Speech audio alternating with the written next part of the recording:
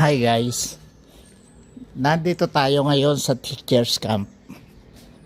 Maraming naririnig tayong balita na itong teachers camp ay mayroong nagpapakita. Hindi ko alam kung ano yung nagpapakita. Meron dito yung tinatawag nila na white hole. At itong white hole na to ang kinatatakutan nila dito.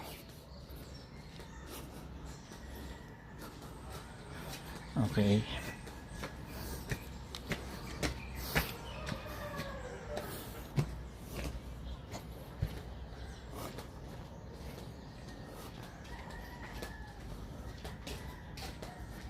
Ito ang white hole.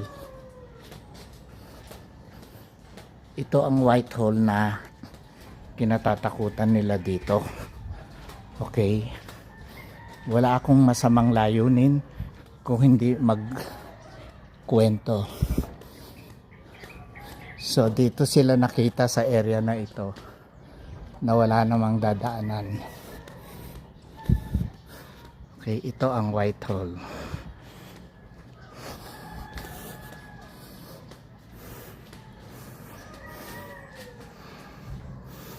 Yan.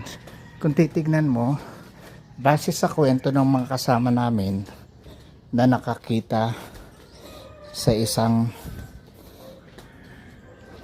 babae na walang physical body, dito nila nakita.